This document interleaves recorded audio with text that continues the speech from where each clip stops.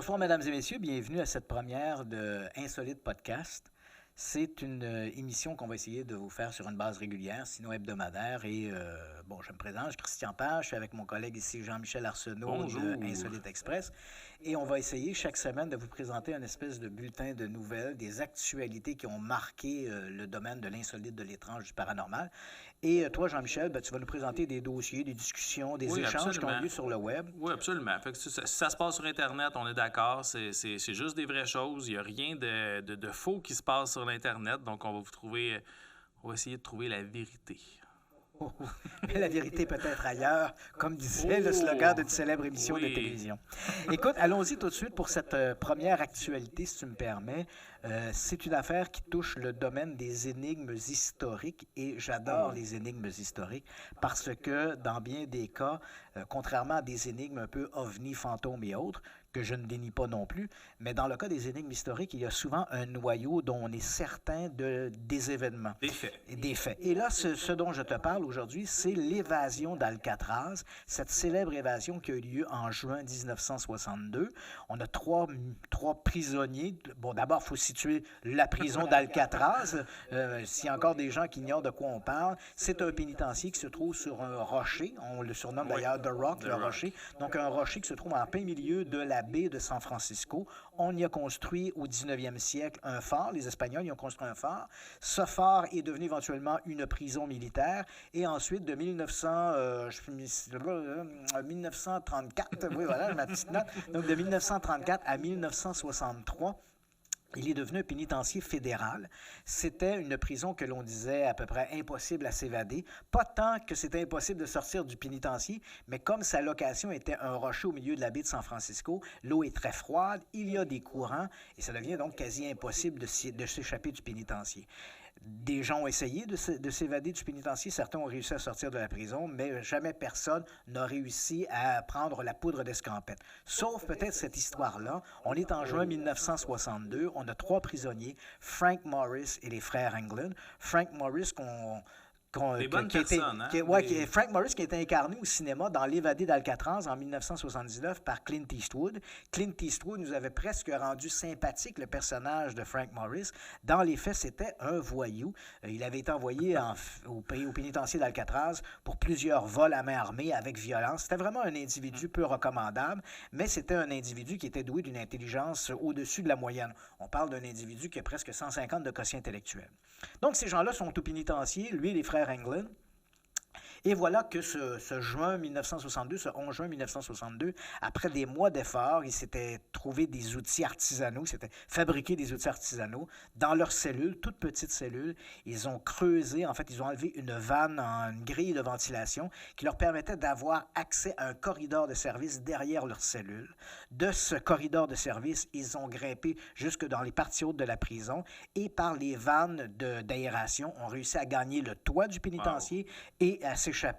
Ils avaient fabriqué avec des imperméables volés au magasin de la prison, ils avaient fabriqué une espèce de canot pneumatique qu'ils avaient collé entre eux et grâce à ça, ils se sont échappés. On n'a jamais réentendu parler des 3 évadés.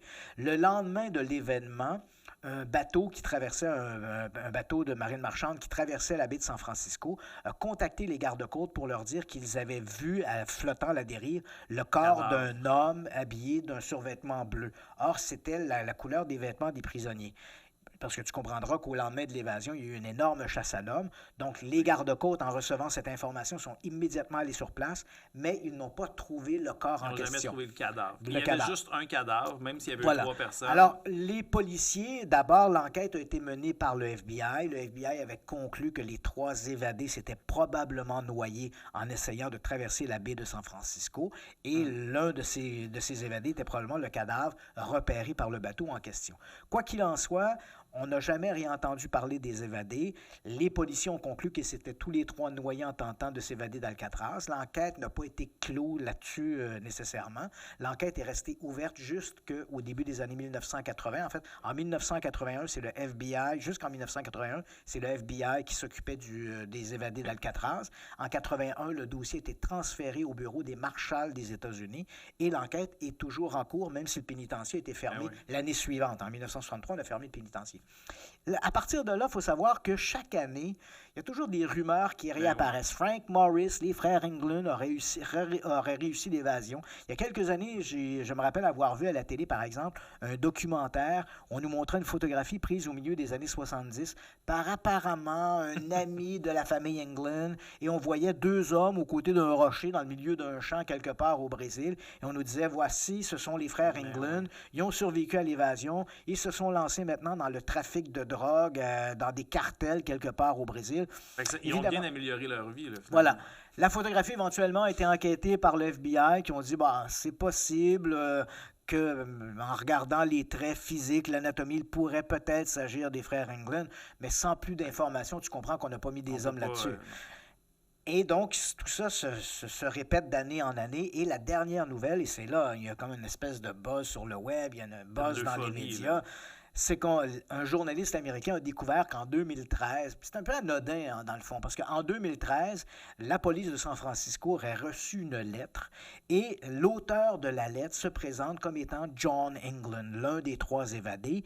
Il dit dans cette lettre « J'ai 83 ans, je suis atteint d'un cancer, je suis dans un piteux état de santé et je suis prêt à me livrer aux autorités si les autorités acceptent de ne pas m'incarcérer plus d'1 année en prison et de m'apporter les soins que requiert ma situation. » Et ensuite, il ajoute quelques détails en disant l'évasion s'est bien passée, les 3 ont survécu à l'évasion. Il ajoute Frank Morris serait décédé en 2008, mon frère Clarence serait décédé en 2011. Lui, il dit qu'il a 83 ans.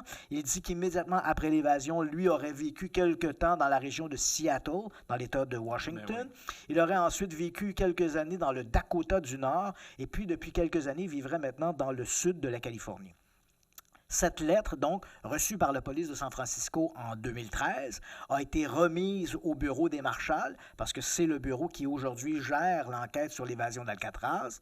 Et on a regardé la lettre, on a essayé de voir s'il n'y avait pas d'empreinte digitale, ce qu'on n'a pas trouvé, parce qu'il faut savoir que l'empreinte des 3 évadés sont archivées au FBI. C'est capable donc, de on pourrait immédiatement déterminer là. si oui ou non il s'agit des empreintes de John Englund. Donc, on n'a pas trouvé d'empreinte là-dessus. On a également regardé, on a fait une analyse graphologique entre l'écriture, parce que c'est une lettre manuscrite. On a comparé l'écriture de l'auteur de la lettre, qui dit avoir 83 ans et être John Englund. On l'a comparé à une lettre envoyée à un prisonnier en 1960 par John Englund, un prisonnier avec lequel il s'était lié d'amitié alors qu'il était en prison. Il lui a envoyé une lettre en 1960, une lettre manuscrite. On a donc comparé l'écriture de ce John Englund, qui à l'époque avait 30 ans, à la lettre de l'homme de 83 ans qui prétend être John Englund, et il n'y a pas de correspondance graphologique. Donc, les autorités disent que c'est possible que ce soit le même bonhomme. Il est possible qu'en 50 ans, la graphologie ait changé, mais pour l'instant, il n'y a pas de correspondance. Et là, évidemment, tout ça, comme c'est l'une des grandes énigmes historiques américaines, ils sont peu nombreuses. On en a une dizaine qui tiennent le haut du pavé, là, la disparition qui alimente la presse, qui alimente l'intérêt des gens. Et bien sûr, l'évasion d'Alcatraz et du long. Pourquoi les autorités n'ont-elles pas suivi cette piste de l'homme de 83 ans qui dit « Je suis prêt à me livrer à la police ». Mais moi, j'ai une question pour toi. Là. Vraiment, à ce moment-ci, trouves-tu, mettons que ça serait toi, là, est-ce que tu aurais trouvé que tu as bien négocié les choses en proposant juste ça? C'est un peu la raison. Ouais, c'est très mauvais. Et c'est un peu la raison, parce qu'évidemment, il n'y a pas eu de commentaire du bureau des Marshals, mais on se demande pourquoi les Marshals n'ont pas suivi cette piste, et la raison est assez simple. Moi-même, si j'avais reçu cette lettre-là, je me serais esclaffé de rire. Parce que si ce type était réellement John Englund, et c'est facile à démontrer s'il est John Englund, les empreintes digitales ne mentent pas. S'il était réellement John Englund, il pouvait prouver son identité. Au lieu de proposer à la police « Arrêtez-moi et mettez-moi en prison pour 1 année et donnez-moi des soins médicaux », ce type-là n'avait qu'à se retourner vers un des grands médias américains. Un journaliste, par exemple, aurait payé cher pour avoir une entrevue avec lui. Ça lui aurait assuré le prix Pulitzer. Ensuite de ça, le type, le même John Englund aurait pu s'adresser à des grands réseaux de télévision, Fox et autres, et on lui aurait fait un pont d'or pour avoir d'avoir ce type-là. Imagine-toi une émission à grande heure d'écoute un samedi soir, 20h, à Fox, l'évasion d'Alcatraz par l'un des 3 évadés. Oui. Il y aurait eu plus de gens pour regarder cette émission-là qu'il y en a pour écouter un match du Super Bowl.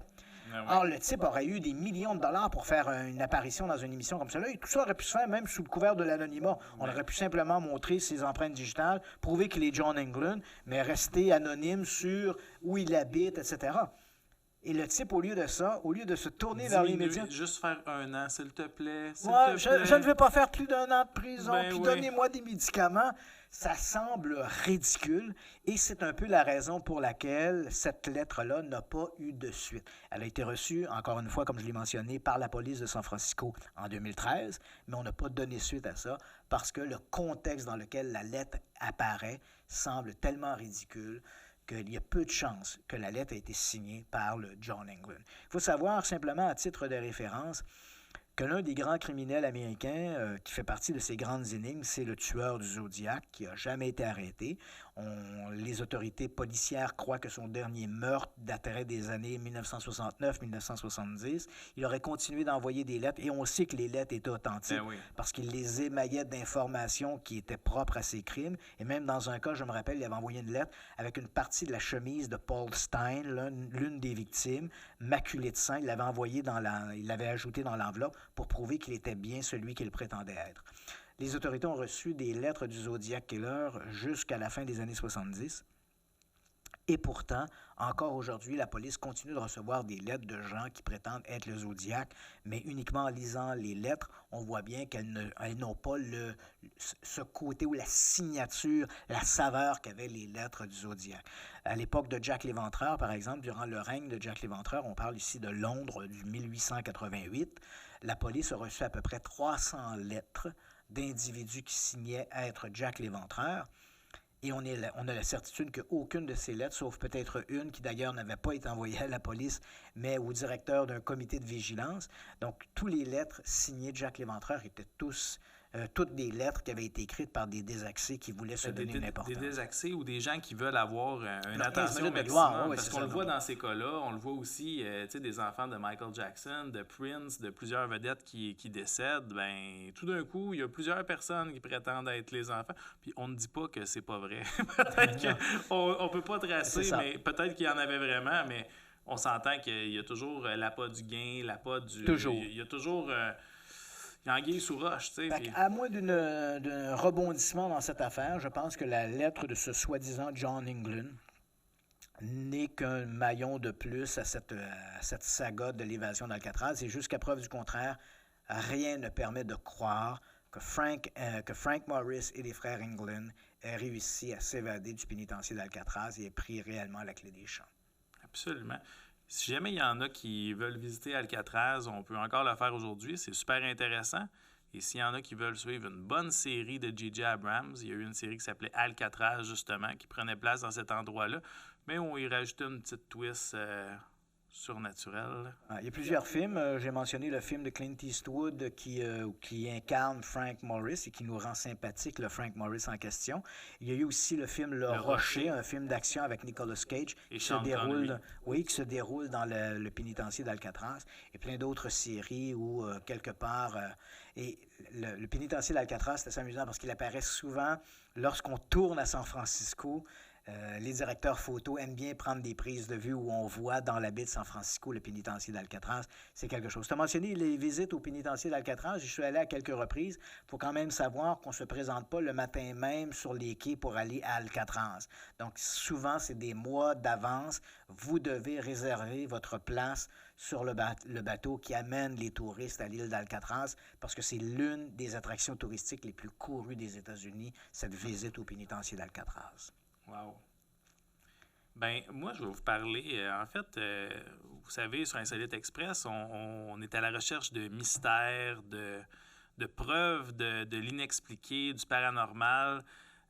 Donc, souvent, on trouve sur Internet où certains d'entre vous nous envoient des vidéos en clamant qu'il y a une nouvelle preuve de l'existence des extraterrestres, des fantômes, de Bigfoot, etc. Et cette semaine, on nous a partagé un vidéo, puis qu'on vous a repartagé à vous, des gens qui prétendaient que il y avait la preuve d'une grosse soucoupe volante qui avait quitté la Lune. Oh, rien de moins que la Lune. Et bon, on va vous le présenter, puis on va commenter un petit peu après. Donc, si je comprends bien, ce sont ces images absolument surprenantes. La Lune. Oui, bien sûr. Et qui ronde, qui n'est pas plat. Non, ben en fait, on ne le sait pas, c'est peut-être deux ronds plates. C'est deux feuilles de papier qui se regardent. Ouais, ok, bon, ok, c'est vrai. Donc, on veut bien voir que ça quitte effectivement la Lune. On est, en fait, en ce moment, jusqu'au moment où on se parle, je suis convaincu que c'est une soucoupe volante. Jusqu'à temps que l'idée me vienne. Mais est-ce que la vidéo commence où la lumière, le petit rond de lumière qu'on prétend qu'il est une soucoupe volante, quitte, ou c'est tout simplement, en fait, on va vous le dire, là, c'est clairement une source de lumière qui passe devant la Lune et qui la dépasse. Ça pourrait être un avion, ça pourrait être un drone, ça pourrait être n'importe quoi. On n'a pas de perspective au niveau de la distance relative entre cet objet-là et la Lune. On comprend que si on est réellement en proportion, c'est-à-dire que si c'est la Lune et que cet objet-là quitte la Lune, on comprend que c'est un objet qui a plusieurs dizaines de kilomètres de diamètre, là, parce que c'est énorme, là, ce que l'on voit sur cette image-là. Et effectivement, un drone, par exemple, qui passerait devant le disque lunaire, comme un avion qui passerait devant le disque lunaire, donnerait un peu un effet semblable à ça, là. Oui, puis surtout comment la vidéo est montée, on commence à voir la vidéo directement, il y a quelques secondes seulement. La personne pourrait très bien avoir tout simplement remarqué qu'un avion ou une source lumineuse passait devant la Lune et à la limite, cette vidéo-là pourrait faire une demi-heure avant cet incident-là. Puis on voit la lumière qui passe. Puis je veux dire, la lumière s'éloigne. Oui, on a bien beau dire ça pourrait être un gros objet, mais pour se déplacer rapidement à une distance de ça, calculer qu'on serait capable de le voir, c'est quand même une très grande vitesse aussi, cet objet-là décollé de la Lune. En fait, ce que je dis souvent quand les gens me parlent de ce vidéo, parce que c'est vrai qu'il y a de plus en plus de vidéos sur Internet, les gens ont également toutes sortes de moyens de photographier et de filmer à portée de la main, un téléphone portable par exemple. Et on voit se multiplier ce genre d'images. Et quand les gens me parlent de ça, est-ce que ce sont des images crédibles ou non? Il y a un principe en journaliste qui est simple. Pas de source, pas de crédibilité. Donc, quelle que soit l'image, que ce soit l'image d'un type qui a tourné ça avec son téléphone portable, la question qu'on doit se poser, c'est qui est ce type-là? Est-ce qu'on a accès au téléphone portable? Est-ce qu'on a accès à l'image complète, le film, la séquence, comme tu l'as mentionné, la séquence complète? Est-ce qu'on peut la voir? Est-ce qu'on peut prendre le téléphone de l'individu, regarder à quel moment ça a été enregistré, cette séquence-là? Parce que même si c'est du numérique, même si c'est sur un téléphone portable ou si c'est sur un appareil photo portable, pas photo numérique, il y a de l'information qui est encodée dans l'image qui nous permet de retracer un peu la trajectoire de l'image, comment elle était prise, avec quel moteur, c'était quoi les paramètres au moment de la prise de vue, la date de la prise de vue. Donc, il y a toutes sortes d'éléments, des paramètres liés à la photographie que l'on a accès si on peut mettre la main sur l'appareil. Une image que l'on met comme ça sur Internet, si tu n'as pas accès aux sources, il faut la regarder en se disant, c'est divertissant, mais sans plus. Absolument. Donc, sur ce, si vous voyez cette vidéo-là, si vous croyez que c'est une soucoupe volante, ben, c'est bien votre droit, mais je pense que vous faites erreur. Je peux pas être plus tranchant avec ça. Puis en même temps, je sens pas que j'écœure personne en prétendant ça. J'espère pas avoir cassé de fun à personne. T'as peut-être une bulle, mais bon, c'est correct. Voilà. Écoute, en parlant de péter des bulles, je vais te raconter un truc qui est tout à fait extraordinaire. Chaque semaine, il y a toutes sortes de papiers qui paraissent dans des périodiques scientifiques et certains sont plus surprenants que d'autres. Et là, je te présente une étude, en fait, qui a été publiée en fait, c'est une étude publiée dans le journal The Journal of Pain. Donc, c'est un journal, une publication, un périodique scientifique qui s'adresse à la communauté scientifique, à ceux qui s'intéressent principalement aux mécanismes de la douleur. Et cette étude, tu sais qu'aux États-Unis, il y a des dizaines de millions de gens, uniquement aux États-Unis, on parle de dizaines de millions de gens qui souffrent au quotidien de douleurs chroniques.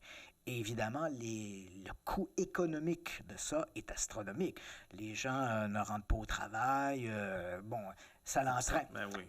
Non seulement ça l'entraîne un coût un coût financier à ça, mais il y a également des effets psychologiques. Les gens qui souffrent toujours de douleurs chroniques, bien évidemment, vont vivre des moments de dépression, des problèmes familiaux qui vont être liés à ça. Donc, c'est un problème majeur.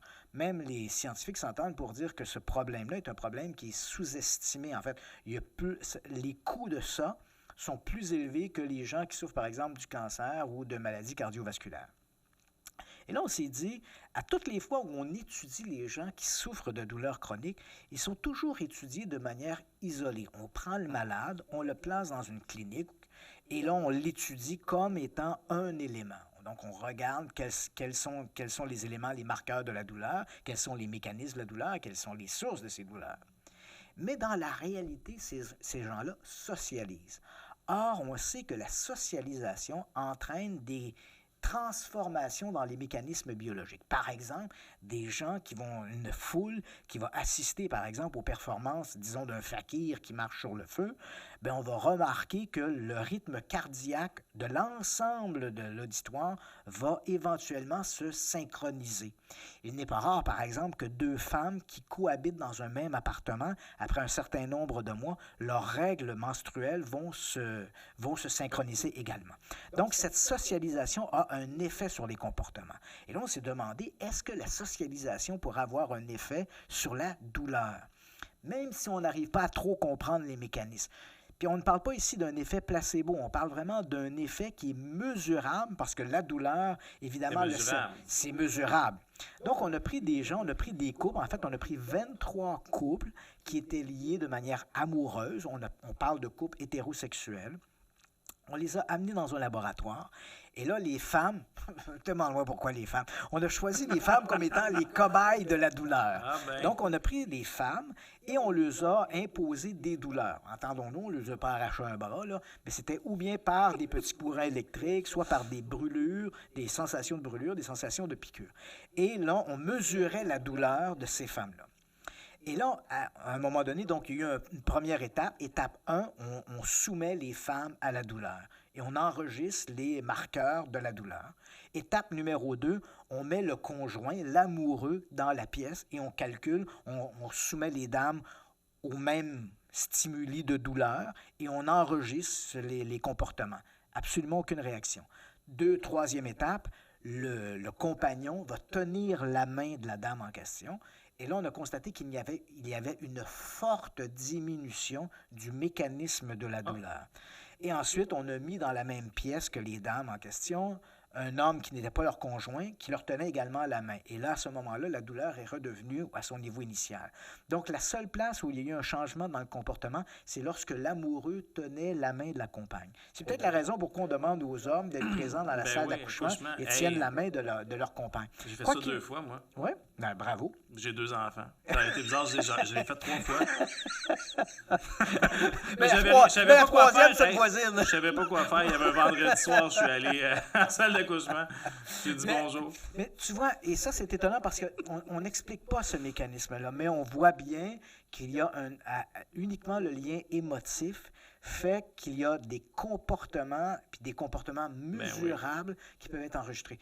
Évidemment, comment on pourrait éventuellement quantifier cet effet-là et l'utiliser de manière à diminuer la douleur des gens qui souffrent de ces douleurs chroniques, ça reste encore à regarder, à étudier. Mais on sait déjà que ce lien-là, le lien amoureux, et en particulier le toucher, parce qu'on remarquait que lorsqu'il y avait ces touchés-là, plus le conjoint, l'amoureux, était empathique envers sa compagne à qui on faisait qu'on torturait, plus la douleur semblait s'atténuer. Donc, il y a un Est-ce que tu penses qu'il absorbait la douleur? Est-ce que lui, il se mettait à avoir mal? Peut-être que sur l'échelle, ça serait incroyable. Au moment où on se parle, Jean-Michel, la science n'a pas d'explication à ça. Mais elle montre qu'il y a réellement ce lien-là qui va au-delà d'un simple aspect physique. Parce qu'on le sait, la plupart des médecins, maintenant, il y a toute une nouvelle génération de médecins qui disent, attention, oui, la psychologie va avoir une influence sur la capacité de récupération d'un malade, sur son état de douleur, sur son état psychologique va influencer son physique. Mais jusqu'à certaines limites, on s'entend bien que c'est pas parce que tu es de bonne humeur que tu vas nécessairement vaincre un cancer. mais on sait qu'il y a un effet. Et là, pour une des premières fois, même si on s'en doutait, parce que les gens vont dire, oui, mais on le sait, toi-même, tu me dis, bon, lorsque ta compagne a accouché, tu lui tenais la main. Donc, les gens qui ont vécu de manière empirique ce genre de phénomène diront, oui, mais ça me semblait assez évident, mais jusqu'à maintenant, on n'avait pas une signature scientifique qui permettait de le prouver. Et là, cette étude, publiée dans le Journal of Pain, vient démontrer de manière non ambiguë qu'effectivement, le contact physique entre deux amoureux permet de diminuer la douleur chez certains patients. Je serais intéressé de voir un peu la même étude, mais avec les enfants. Tu sais, les enfants, quand ils se font mal, quand les parents sont proches... Tu sais, pour de vrai, moi, j'ai des jeunes enfants, puis je le vois aller, tu sais, ils sont comme rassurés directement, mais c'est sûr que là... Tu as souvent un effet placebo, tu as un effet... Exactement. Ouais. Mais on dirait que je serais tenté à croire que ça peut se faire aussi sous ce lien-là. Pour la suite des choses, moi, je vais me faire plaisir. J'allais te lancer en disant, ça pourrait quasiment faire l'objet d'une émission de télévision. Ben oui. Parle-nous-en des émissions de télévision. Oui, bien, les émissions de télévision qu'on écoute puis qu'on aime bien, là, tous ceux qui adorent le paranormal, l'insolite, je ne sais pas si vous avez remarqué, mais de plus en plus, il y en a sur toutes les chaînes. Il y en a sur les chaînes généralistes, sur les chaînes spécialisées. Sauf qu'on dirait que tout le monde a besoin de son moment de gloire du paranormal. Et il y a des chaînes où, vous le dire bien sincèrement, moi, je suis très irrité de voir qu'ils se lancent dans des émissions paranormales parce que ça dévie de leur vocation. Je trouve que c'est pas éthique. Dans le fond, de pas éthique et non de poétique. Oui, c'est ça. Donc, moi, qu'on voit une chaîne comme History Channel qui va aller diffuser des documentaires comme Ancient Alien, c'est quand même pour moi... Nos ancêtres, les extraterrestres en français, c'est quand même pour moi un problème parce que c'est clairement pas des choses qui sont prouvées par, si on pourrait dire, l'élite des scientifiques. Non seulement pas prouvé, mais il faut quand même le mentionner, discrédité par l'ensemble de la communauté des historiens et des archéologues. Là. Et ça, il faut quand même se le mentionner. Et c'est vrai que lorsque nos enfants regardent la chaîne Historia ou History Channel, évidemment, on aimerait, en tant que parents, espérer que l'information qu'ils reçoivent sur des chaînes spécialisées soit une information qualitative, ce qui n'est pas forcément le cas ici. Exactement. Puis on se dit, si c'est pas la chaîne History Channel qui va nous présenter des vrais faits historiques, qui va le faire? Puis en tant que, History Channel appartient à un conglomérat qui ont plusieurs chaînes, pourquoi vous avez fait History Channel si c'est pas pour présenter des choses comme ça? Puis souvent, ce qu'on peut constater, c'est que ce genre d'émissions-là, sur ces chaînes-là, c'est pas les émissions de série B de la chaîne, c'est les émissions phares sur lesquelles on va mettre l'emphase, qui ont les heures de grandes cotes d'écoute. Puis c'est correct que tout le monde veuille faire de l'argent avec ça, je veux bien, mais il y a certains réseaux qui à mon sens, j'ai vraiment une problématique avec ça, que ce soit avec History, que ce soit avec Discovery Channel. T'en as quelques-unes à nous proposer. J'en ai quelques-unes à vous proposer au fil des dernières années. Puis par quelques-unes, c'est malheureusement plusieurs. La liste est longue. La liste est longue. Sur History Channel, on a eu Ancient Alien qui roule encore. Monster Quest, UFO Files, UFO Hunter, UFO Declassified et Unsealed Alien File. Bon, ça c'est sur History Channel. On s'entend que le lien avec les preuves de l'histoire et toutes ces enquêtes-là, c'est quand même assez mince. Ouais, c'est ténu. Sur le sous-réseau de History, H2, on a Anger One de UFO File, que je sais que tu adores. OK. Et In Search of Alien avec notre bon ami Tsukalios. Oui, oui. Avec, c'est ça. Georgi Tsoukalos. Oui, absolument. Si on va du côté de Discovery, on a eu au fil des années Alien Mysteries, Ghost Lab, Paranormal Outlaws, Psychic Witness. Sur Science Channel, qui appartient au réseau Discovery. Et c'est Science Channel quand même. On s'entend que si t'attends à ce que ça soit de la science pure, des preuves, on a eu Close Encounter, The Unexplained Files, puis NASA's Unexplained Files. Ben voyons donc. En fait, que l'on fasse sur un réseau de sciences, qu'on fasse une émission. En fait, moi, je suis tempéré dans la mesure que c'est pas tant le sujet que le traitement du sujet. Ben Que oui, sur une, mais c'est tu sûr. comprends? Sur une chaîne de science, qu'on nous présente une émission qui s'appelle Close Encounters, Aliens Files ou les dossiers Mais- de la NASA ou peu importe, si c'est traité de manière scientifique et on nous présente les faits tels qu'ils sont et l'acuité des informations est vérifiable, ben là, dans cette mesure-là, moi, j'ai pas de problème. Là où le bas blesse, c'est que dans bien des cas, on nous présente de pures spéculations comme étant des faits. Et comme l'avait dit à un moment donné Carl Sagan, il disait « Une vue de l'esprit n'est pas une preuve scientifique, ça. » là.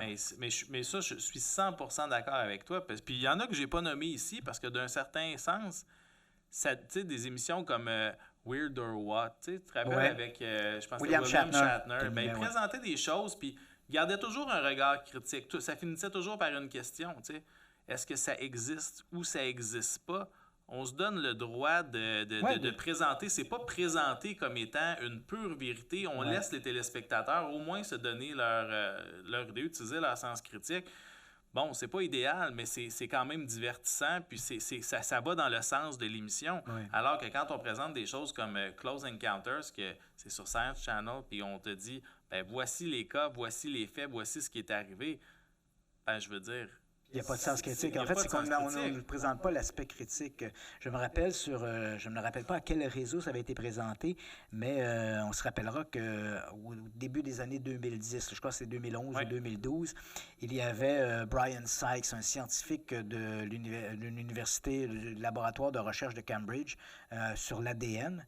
Et à Oxford, et il avait envoyé une lettre circulaire aux amateurs, aux gens qui s'intéressent aux histoires de Bigfoot, Yeti et tout le reste.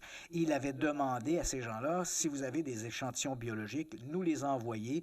Et lui s'engageait comme étant directeur du laboratoire de recherche sur l'ADN. Il s'engageait, lui, en tant que généticien, à vérifier ces échantillons biologiques.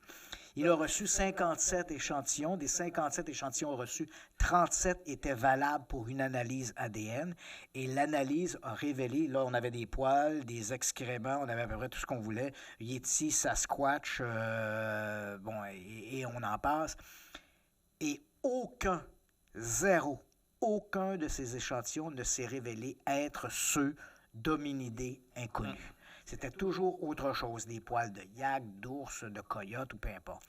Et je me rappelle qu'il y a un réseau, je ne me rappelle pas lequel de ces réseaux, mais on a suivi Brian Sykes qui faisait ses analyses et il allait livrer les résultats auprès des gens qui avaient soumis les analyses en lui disant « C'est beau, là, mais le paquet de poils que tu nous as donné, là, c'est du poil de yak. » Et ce qui était surprenant, c'est de voir les gens, même malgré le désaveu finalement du test ADN, continuaient de s'enliser dans leurs mensonges. Parce que oui, il y avait mensonge. Des gens disaient « J'ai vu le Sasquatch, il se grattait le dos sur un arbre, sur l'écorce de l'arbre, puis il a laissé des poils. Donc, j'ai récupéré les poils. Je l'ai vu. Donc, j'ai récupéré les poils. » Ah, Brian Sykes arrivait avec l'analyse ADN en disant « Je ne sais pas ce que tu as vu, mais ces poils-là, c'est clair que ce sont des poils de coyote, des poils de chien. » Et la personne continuait de « Non, j'ai bel et bien vu le Bigfoot et le Sasquatch. » Alors qu'on avait une analyse ADN qui, elle, était irréfutable.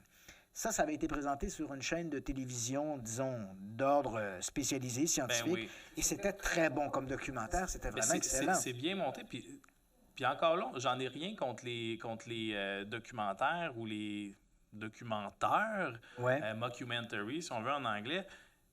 Mais ça n'a pas de bon sens. Tu te rappelles, un certain temps, il y en avait eu, je les ai ici, là, Megalodon, The Monster Shark Lives, sur Animal Planet en 2013. Mermaid, The Body Found en 2011. Ça, c'est incroyable parce que dans le cas de Mermaid, Body Found, ça, c'est quand même, il faut le mentionner, c'est l'arnaque avec un grand de l'arnaque. Dans le sens que ce documentaire-là a été présenté à Discovery. Il a été sur présenté Animal Planet. À Discovery et également sur Animal Planet. Animal Planet, qui est la chaîne animalière de Discovery. Et évidemment, bon, on l'a bien compris, cette histoire-là est un faux documentaire. On nous raconte qu'on a trouvé le cadavre d'une sirène et là, on voit des images d'archives, on voit des scientifiques, pour la plupart des océanographes, des biologistes marins qui viennent témoigner à l'écran. Il faut comprendre ici que les images d'archives sont fausses, que les spécialistes qui témoignent à l'écran sont des acteurs qui jouent des rôles. Il n'y a rien de vrai là-dedans. Du début à la fin, il n'y a absolument rien de vrai. Et quand les téléspectateurs ont vu ça, des gens qui étaient abonnés à la chaîne Discovery ou Animal Planet, quand ils ont vu ça, parce que comme toi, comme moi, ils s'attendaient d'avoir une émission de qualité qui avait un minimum de sens critique par rapport à la science. Et là, on nous présente un faux documentaire. Les gens ont écrit à Discovery se plaignant de cette réalité-là. Et la seule excuse de Discovery, ça n'a pas été de dire « c'est vrai qu'on a manqué d'éthique, c'est vrai qu'on a travesti un peu notre mandat ». Non. La réponse de Discovery à tous les abonnés, c'est vous savez, ce documentaire-là a été présenté à Animal Planet en premier. Il est allé chercher 2 millions d'auditoires. C'est le plus gros auditoire jamais enregistré pour la chaîne Animal Planet. Et uniquement sur l'histoire de cet audimat, c'était suffisant pour justifier le faux documentaire. Et ça, c'est quand même épouvantable. C'est épouvantable. Puis en plus, ils ont fait la suite, Mermaids, The New Evidence, voilà, en 2013 aussi. En fait, aussi sur Animal Planet, il y avait eu Ghostland, Tennessee, qui était vraiment une petite série sur un certain cas en particulier. Et mes préférés, et c'est quand même divertissant, je dois dire, Finding Bigfoot. Il y a eu 9 saisons de Finding Bigfoot. Il va en avoir une 10e. Ils ne l'ont toujours pas trouvé, ils n'ont toujours pas de preuves, mais ils sont toujours financés pour donner suite. C'est quand même incroyable. Mais là, moi, où j'ai encore plus un malaise, que je comprends très bien, ils veulent faire de l'argent. La télévision est un divertissement. C'est un divertissement. Bon, certains pourraient dire, bon, mais pourquoi ça te dérange tant que ça? Ben moi, j'aime pas qu'on me mente. Voilà. Et quand je vais sur la signature à la fin du site, vraiment dans le footer du site de Animal Planet et même aussi de Science Channel, on peut lire ceci. Pendant que tu cherches ta citation, oui. Je te rappelle que parmi ces faux documentaires, moi, celui qui m'avait le plus choqué, parce que, bon, dans la mesure où on nous dit, écoute, des ovnis, des extraterrestres, etc., bon, il n'y a pas de victime, tu comprends, à un moment donné, on se dit, bon, c'est pas si mal, bon, est-ce que, oui ou non, le mégalodon existe? Ils ont fait aussi un documentaire sur les dragons, a-t-on réellement trouvé une sirène? Bon, on se dit qu'il n'y a pas trop de victimes. Là où j'ai vraiment eu un malaise, c'est lorsqu'ils ont fait un documentaire, je crois que c'est Discovery qui avait présenté ça, c'était sur l'affaire Dyatlov. Donc, je rappelle aux gens qui nous regardent, qu'est-ce que c'est que cette affaire Dyatlov? On est à la fin du mois de janvier 1959, on a 10 étudiants, pour la plupart qui fréquentent l'école polytechnique de Ekaterinbourg, qui est devenue Saint-Pétersbourg, qui est redevenue Ekaterinbourg après la Révolution, tout ça. Et donc, qui partent d'Ekaterinbourg, on est en 1959, ils sont 10 étudiants. Leur idée, c'est de se rendre au mont Olachal, et qui se trouve dans l'Oural. Et à ce moment-là, un d'entre eux va abandonner en cours de route, donc ils se retrouvent 9, et donc ils se rendent à ce mont Olachal. Et éventuellement, on perd la trace de ces gens-là. Éventuellement, des équipes de secours seront lancées et on va découvrir, c'est vrai que c'est un mystère, on va retrouver la tente de ces randonneurs dans la neige et on va retrouver leur corps également, éparpillés sur à peu près 2 kilomètres autour de la tente. Pour une raison inconnue, ils ont quitté la tente ce soir-là. Il faisait moins 20 degrés à l'extérieur, faiblement vêtus. Évidemment, ils sont tous morts d'hypothermie. Qu'est-ce qui les a terrifiés de cette manière-là? Pourquoi ont-ils quitté leur tente? C'est assez incroyable. Ça demeure un vrai mystère. C'est un vrai mystère. C'est un très grand mystère, l'affaire Dyatlov. Et voilà qu'à Discovery, on fait un documentaire de Yeti Lives, de Yeti Killer, un truc comme ça. Et là, on essaie de nous faire croire que les gens du groupe Dyatlov auraient été poursuivis par le Yeti, auraient été tués par le Yeti. Et là, on parle quand même, il y a eu des victimes là, quand même. Ces gens-là, les membres du groupe Dyatlov, ces 9 jeunes étudiants sont décédés. Ils avaient des frères, des sœurs, ils avaient de la famille. Certains d'entre eux sont encore vivants. Il y a un problème, là. C'est-à-dire que là, on falsifie, on travestit des conditions déjà énigmatiques sur la mort de ces gens-là en y ajoutant un élément complètement farfelu. Et ça, ça m'a beaucoup agacé, cette histoire de l'affaire Dyatlov. Mais tu as parfaitement raison. Puis ce qu'on voit dans le bas du site de Animal Planet et de Science Channel, dans les copyrights, on peut voir Discovery Communication, the world's #1 non-fiction media company. Non-fiction, je veux dire, on est capable de s'entendre pour se dire que Finding Bigfoot, c'est pas mal sur la limite de la fiction. Du côté de la fiction.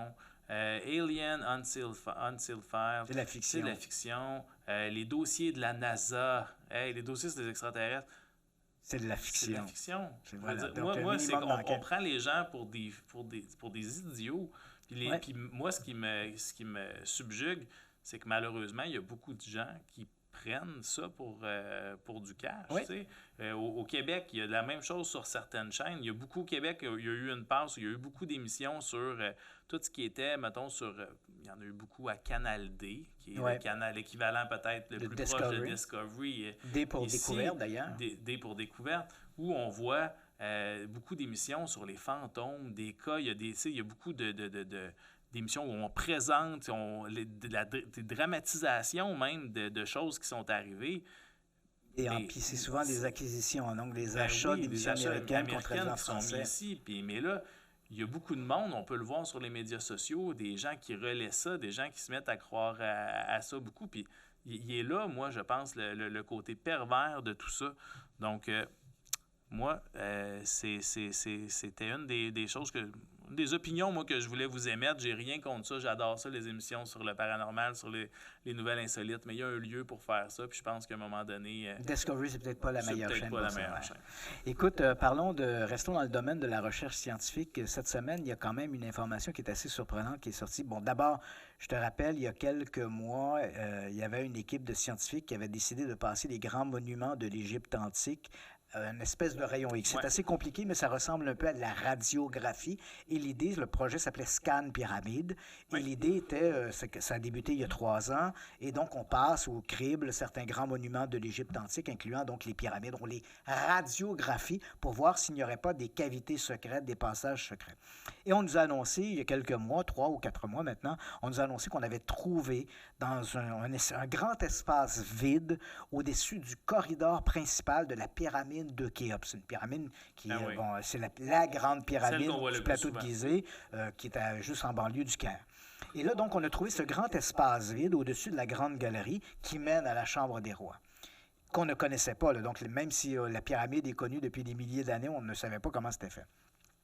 Et là, on nous propose, on se demande, bien, qu'est-ce qu'il y a dans cet espace vide? Parce que visiblement, il n'y a pas d'accès. Il n'y a pas de corridor qui mène là. Il ne semble pas y avoir de porte dérobée qui permet d'accéder à cet espace vide. Alors évidemment, c'est la porte ouverte à toutes les spéculations. Ben Est-ce que oui. c'est une antichambre qui contiendrait un trésor? Et bon, on peut imaginer n'importe quoi. Et cette semaine, il y a un scientifique, un archéologue qui associe archéologie et astrologie, italien, qui lui dit, et pourquoi pas imaginer, parce que dans les textes anciens, on parle que le pharaon, après son décès, devra s'asseoir sur un trône de fer avant d'accéder aux étoiles où il pourra régner pour l'éternité. Or, cette idée du trône de fer est amusante parce que ce qu'il évoque, c'est qu'il pourrait s'agir d'un trône qui aurait été fabriqué en partie ou en totalité à partir d'une roche ferreuse, d'un météorite. Et pourquoi cette idée-là est proposée? Parce qu'on a découvert récemment que dans le tombeau de Toutankhamon, qui a été découvert en 1922, l'une des dagues trouvées dans le tombeau, on a découvert que l'acier de la dague provenait en fait d'une météorite, d'un acier de météorite, des métaux ferreux. On avait récupéré d'une météorite pour faire la dague. Et visiblement, les anciens Égyptiens accordaient énormément d'un aura de divinité autour de ces métaux, de ces roches, parce qu'elles venaient du ciel. Elles étaient donc un peu un envoi des dieux. C'est amusant, ça reste très spéculatif. Sur le côté de la science, toutefois, c'est vrai que cet espace vide, on se demande pourquoi on l'a construit. Est-ce que c'était pour alléger le poids sur la voûte, ce que beaucoup d'historiens et d'architectes refusent de croire? Les Égyptiens avaient développé une technique particulière pour construire les pyramides et on n'avait pas besoin d'alléger le poids sur la grande galerie. Alors, des scientifiques proposent d'aller voir ce qu'il y a dans cet espace vide, mais évidemment, on veut le faire d'une manière non invasive. Alors, ce que l'on se propose de faire, et là, on est presque dans la science-fiction, et pourtant, c'est à notre porte. Donc, les scientifiques se proposent prochainement de percer un trou dans la pierre, y introduire une espèce de tube qui aurait à peu près le diamètre d'une pièce de 10 sous. Dans ce tube, il y aurait une petite caméra qui, une fois passée de l'autre côté de la paroi, se déploierait, donc le tube s'ouvrirait et cette petite caméra serait attachée à un ballon qui se gonflerait comme un dirigeable miniature et le ballon s'envolerait et là, il serait téléguidé. On pourrait le faire se déplacer comme un drone à l'intérieur de cet espace vide. Une fois qu'il aurait tourné ses images, il retournerait vers le tube en question, se poserait, le ballon se dégonflerait et on n'aurait qu'à retirer le tube pour récupérer la caméra et l'enveloppe l'enveloppe du dirigeable. Et à partir de là, on aurait donc des images de cet espace vide à l'intérieur de ce qu'il contient. Et tout ça, pour y arriver, on aurait percé, finalement, on aurait endommagé l'intérieur de la pyramide que par un tout petit trou à peine plus grand d'un diamètre à peine plus grand qu'une pièce de 10 sous. Donc, au moment où on se parle, une équipe de chercheurs français travaille au développement de cette caméra et de ce ballon qui lui permettrait de s'envoler à l'intérieur de l'espace vide, comme un drone, comme tu l'as mentionné.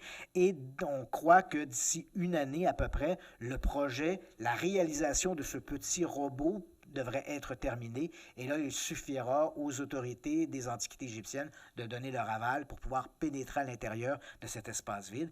Et bien sûr, s'il y a matière à soulever un intérêt archéologique, on pourra peut-être aller plus loin. Quelque chose. Mais là, pour l'instant, bien sûr, les autorités égyptiennes sont prêtes à accepter qu'on fasse un trou dans la paroi, mais tant aussi longtemps qu'on n'aura pas prouvé qu'il y a dans cet espace vide des éléments qui valent le détour, tu comprendras qu'il n'est pas question de percer un trou dans la pyramide. Wow! Pyramide, d'ailleurs, que je tiens à mentionner, c'est la dernière des... on a tous entendu parler des merveilles du monde, les merveilles du monde antique, les grandes pyramides, la grande pyramide de Khéops, qui en fait qui est un mot grec, une traduction du roi Khufu, c'est le pharaon Khufu qui a fait construire la pyramide. C'est la dernière des grandes merveilles du monde antique qui est encore debout aujourd'hui. On y en avait d'autres, hein, les jardins suspendus de Babylone, le colosse de Rhodes, le temple de Diane à Éphèse. Mais la grande pyramide de Khéops demeure la dernière merveille du monde antique à être encore debout aujourd'hui. Ça ne nous surprend pas qu'ils veuillent faire attention. Non, il fait attention. Et il faut penser également aux retombées économiques. Chaque année, c'est des millions de gens qui se rendent en Égypte. Là, le tourisme a un peu diminué parce que, bon, il y a toujours un peu des risques. On sait qu'il y a eu quelques attentats sur des sites archéologiques. Mais en dehors de ça, c'est vrai que l'Égypte antique, les monuments de l'Égypte antique demeurent l'un des billets les plus importants pour... l'un des véhicules les plus importants pour l'économie touristique en Égypte. Absolument. Bien, écoutez, on espère que vous avez bien aimé la première de l'Insolite Podcast. La semaine prochaine, on va essayer de vous revenir avec d'autres nouvelles tout aussi insolites. On vous propose de vous inscrire à notre chaîne YouTube et de visionner toutes les vidéos. Évidemment, partagez-les. Vous pouvez aussi nous écrire dans les commentaires si il y a des sujets que vous aimeriez qu'on aborde, vous avez des questions à nous poser, n'hésitez pas à le faire. Ça peut se faire aussi sur la page Facebook d'Insolite Express. Continuez à aller voir le site insoliteexpress.com. On lance des nouvelles à tous les jours qui parlent de l'insolite, du paranormal. Merci beaucoup. À bientôt. Ciao. Bye bye.